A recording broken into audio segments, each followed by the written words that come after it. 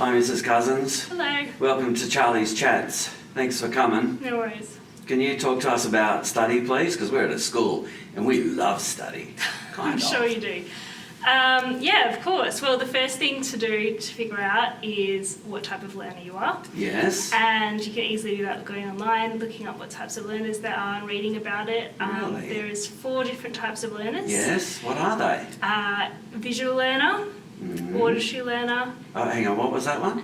Auditory, like listening to Listening. things. Yep. Right, yes. Kinesthetic and like writing, reading type Aesthetic. learners. What is aesthetic? An aesthetic learner? Kinesthetic. Kinesthetic. So that means you learn best through movement. Yes. Doing things like making up different types of hand signals or just moving around. That's the best bet. So those types of learners are generally the best at Yes. school. And what was the last one? Reading, writing. Reading, writing. Okay. Yes. That's very interesting. Yeah. Are our classrooms very suited to kinesthetic learners? Not at all. Oh, Yeah. boy. All right. It'll be great for them to learn how to get through then, won't it? Yes, it will. Some classrooms, most classrooms aren't very suited to visual learners either. They've been Yes. progressively more so recently with things like visual mediums, with slideshows, PowerPoints, those types of things, Yeah. visual things. But those people generally find like the art rooms, media rooms, things like that Yes. better for them. Yes. When they're studying, they like to use colour, highlighting, Really? joining ideas together with colour really helps solidify the information in their brain. Really? Yeah. Okay. And That's very interesting. So that's a visual learner. that's a visual learner, yes. Do you know, Mr. Beck, because I hang out with him a bit, Yeah. when he did his PhD, he kept all his notes in a visual diary. Oh, wow. So no lines, it's Yeah. just all scribble, pretty yes. much. So those people often like to use mind maps as well to join Yes. things together. Yeah. Yes, he likes those. Yeah. So other ways to study, when you're actually in a study session, lots of Yes. people tend to study for hours on end, which actually isn't the best way to learn. Oh, yes. So the best way would to be to study one subject for 25 minutes, give yourself Yes. a 5-minute break, Yeah. and then another 25 minutes. Okay. But only in 25-minute increments and only for about 2 hours before you give yourself a half an hour break. And have a big, strong coffee. Yeah, that's right. Okay, good. That sounds good. What about studying in different places? Well, different people tend to do well in different places. I tend to like to study in libraries or places where there's other people studying around me. Yes.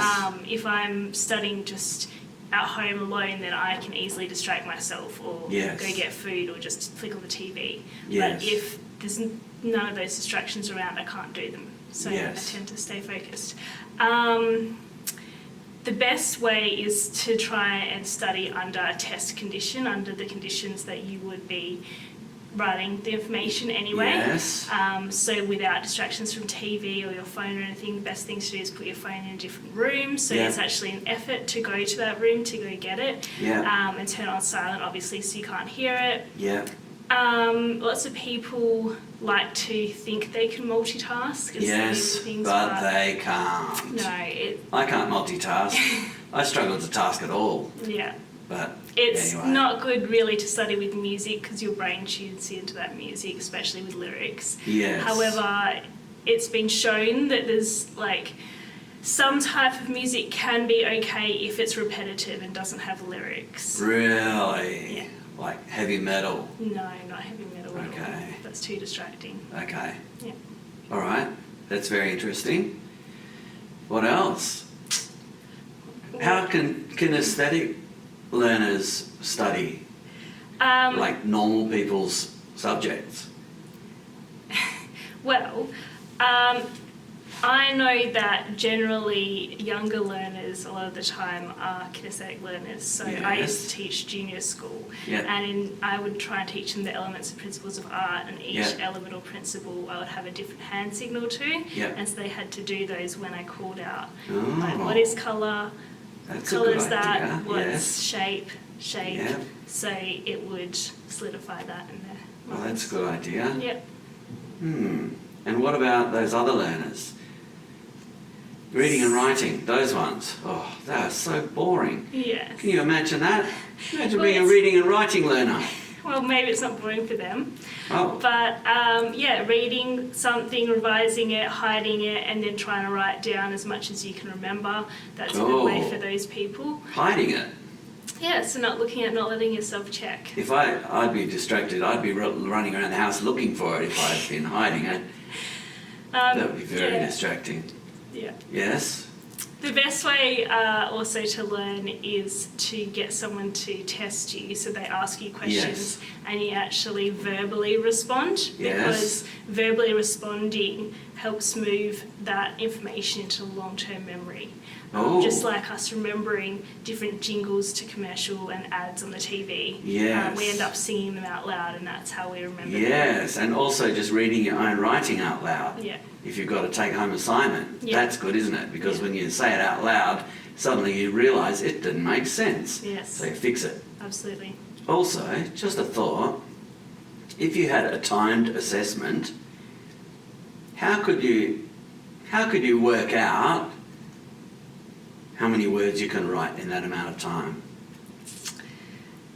Do you mean as like a practice? Yeah, like, Write as many words as you can and yeah, count them. yeah, that's right.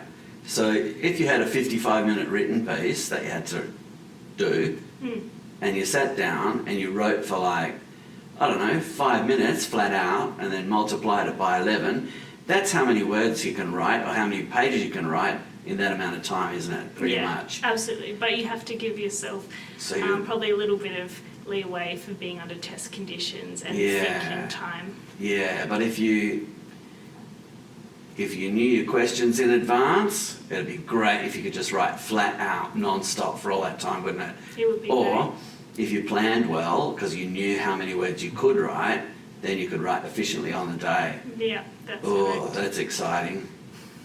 That's very exciting. I'm not sure where I learned that, but I think it's a great idea. Is there anything else? The other day you said that you taught your kids more in 5 seconds than everyone else in 10 years. What was it? What did you say to them? It was those things we've just talked about, really. Oh, good. Just, yeah. Fantastic. Yeah. That's very, very good. Well, thank you for coming and talking to us today. No worries. I think this will be very helpful for our students. Great. Okay then, bye Mrs. Cousins. Bye. Bye.